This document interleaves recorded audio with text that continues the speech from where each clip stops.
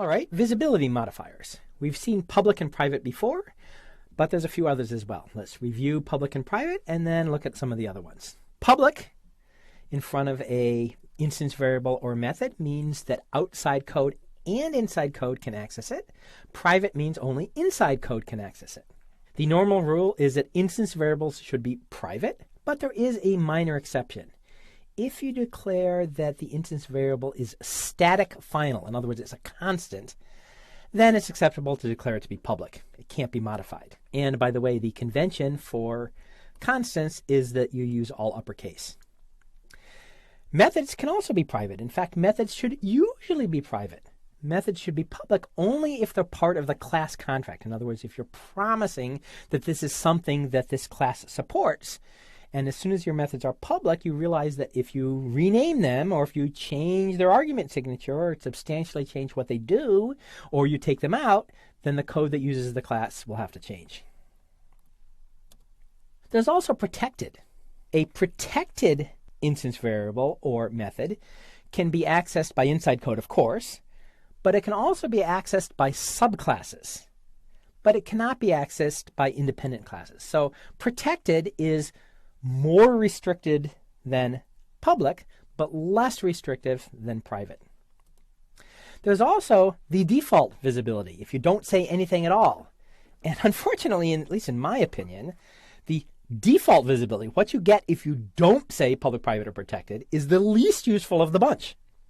So the difference between the default visibility and protected has to do with packages. If it's the default visibility, it's available within the same package whether or not it's a subclass.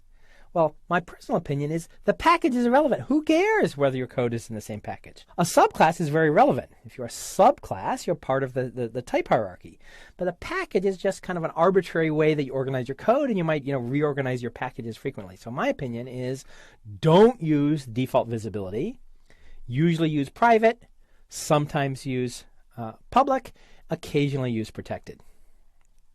So private should be your first choice. It's always what you use for modifiable instance variables, but occasionally if they're static final instance variables, in other words constants, you can make them public.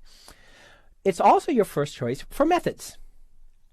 If you make the method public, then it's part of the class contract and you realize that it's something that other code will depend on. Public is your second most common. Most constructors are public, and quite a number of methods are public. That should be your second choice. Protected is used when the subclass is very tightly coupled to the implementation of the parent class, and it doesn't want to use accessor methods because it makes the code less convenient. So then you declare the instance variables or the methods of the parent class to be protected. The child class can access it, but outside classes cannot. It's a little bit rare. Make sure you really need it before you make it protected. Private should be the more common choice.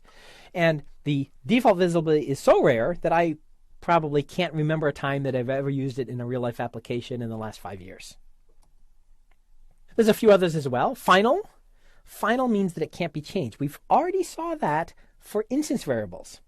When I declared the person class in the last lesson in the interactive example, I declared it to be final. That means that I passed a value to the constructor stored it in the instance variable, and it can never change again after. If you use final in front of a class, it means no subclasses are allowed. And if you put final in front of a method, it means subclasses are not allowed to override this method. Synchronized is an important keyword, and we'll see that later when we get to multi-threaded programming. It means that only one thread at a time can access this particular method. Volatile and transient are quite rare. You won't use them very often. I think I have one tiny example of volatile and no examples of transient in this entire live lesson. But volatile means that if one thread makes a change to the variable, other threads, even if they're running on other processors, immediately see the change to the variable. That's extremely rare. It's hard to even understand why that's useful, but we have one example of that later. If you never learn volatile, it's no great loss. Transient also is not something that most programmers use. Transient has to do with serialization. We will cover serialization. Serialization is a way of taking a Java object, putting it into a binary form that can be stored in a file or sent across a network. And if there are certain fields of your object that you don't want to send across. You don't want to preserve the value. You can mark it as transient.